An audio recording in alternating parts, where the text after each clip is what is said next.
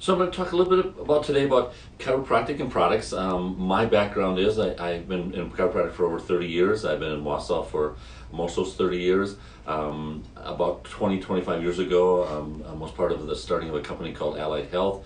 I was CEO for 20 years, and in that time, one of the things we did was bring products into the clinics and that. So at our peak, we had 58 clinics in the Midwest, and we learned really quickly believing in a product, telling people the product, but having it sold in a product was totally different. And if you did not have systems, if you don't have a system between what we call the back office and front office, so the front office is where the patient checks in, the back office is where we give the treatment, but if there's miscommunication, nothing sells. And again, no matter how much we all say we want to sell something, so what we made sure is if the back office, we use the doctors, what we called is his authority or social authority. So social authority we want to use from the doctor. He's not the seller, but if he tells somebody that they need a back brace, or tells somebody they need nutrition, or tells somebody they need a foot support, that then goes to the front desk and they do the selling. So we tried to minimize the time, less than 15 seconds in the back office. So I'm going to talk about that back office real quick. I want to make sure that I'm supporting that patient every way possible.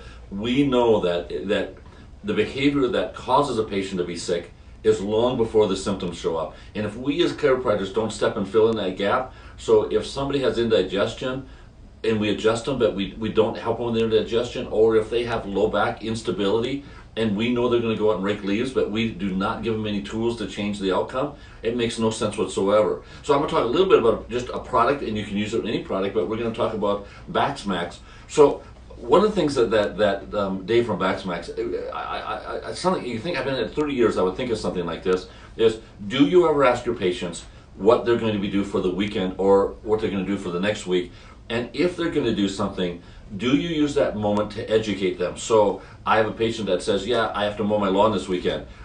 I have a chance then to talk about how to ride in the lawnmower, but also if they aggravate themselves on the lawnmower, then I can talk to them about a product like Backsmax and say, this is a product that's great. It's easy to put on. You can tighten it and untighten it, and it adds stability, because when I showed you that x-ray and you have a really degenerated disc, so remember that space is smaller. Well, that means you've lost your cushion. So when you're pounding on that lawnmower, the reason that you get off it and you feel so sore the next day is it swells up. You've lost your shock absorber. So if I use something like a back belt, I can put some pressure on it, it tractions you out, it allows us to dampen that compression, and it's so easy to put in. I can loosen it up and tighten it, loosen up and tighten it.